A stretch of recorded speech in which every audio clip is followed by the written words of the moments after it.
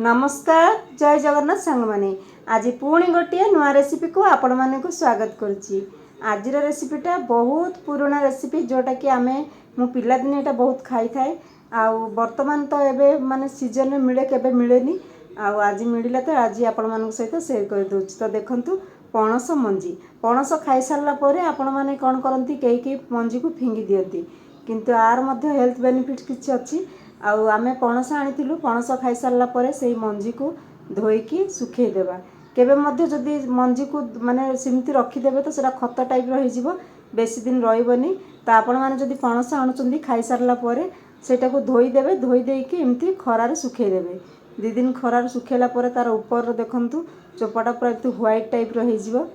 आउ एटा मु एबे सुखै दउची तापरे मु एटा नेकी माने तरकारी करी आज रेसिपी बनेबी पणस मंजीर केते सुंदर माने आपण माने जंती माछ चिंगुड़ी आमे भाजी थांती ताठू भले पूरा एमती स्वाद लागिवो।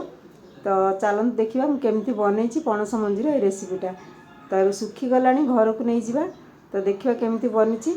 आ सांग माने आपण माने जदी के नुआ अछंती प्लीज मो चैनल को सब्सक्राइब कर देबे पाखर थिबा बेल आइकन को दबाई देबे जा फल प्रति वीडियो नोटिफिकेशन आपण मानक पाखु पहुंची जिवो। आपण माने कोठ देखुचंदी कमेंट करिवे को टाइप रो रेसिपी आपण मानक पसंद कमेंट रे लिखि परिवे।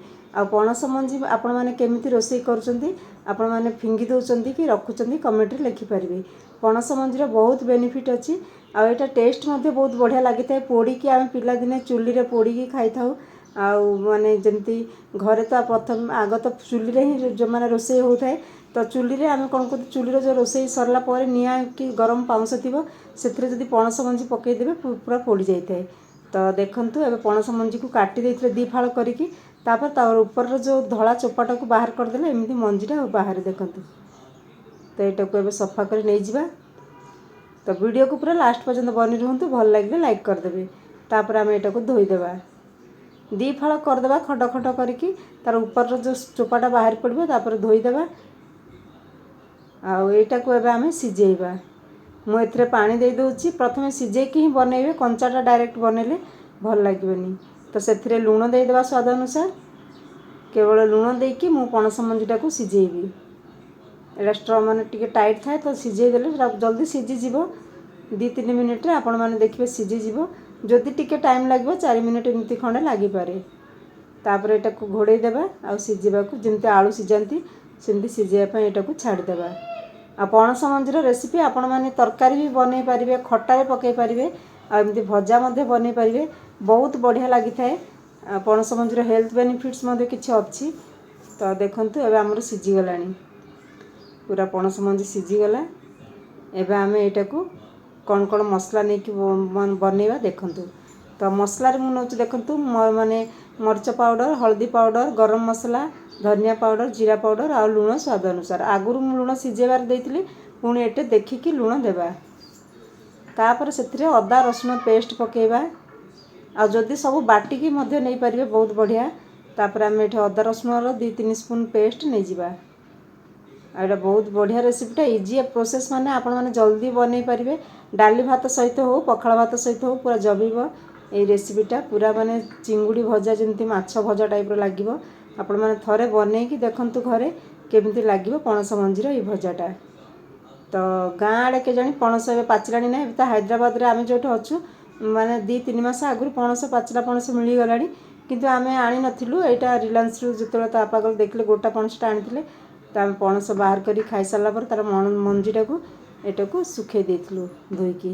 तो देखंतु एबे पूरा गोड़े देली मसलाटा मध्ये केते बढ़िया लागिची देखंतु पूरा परफेक्ट मसला लागिलानी।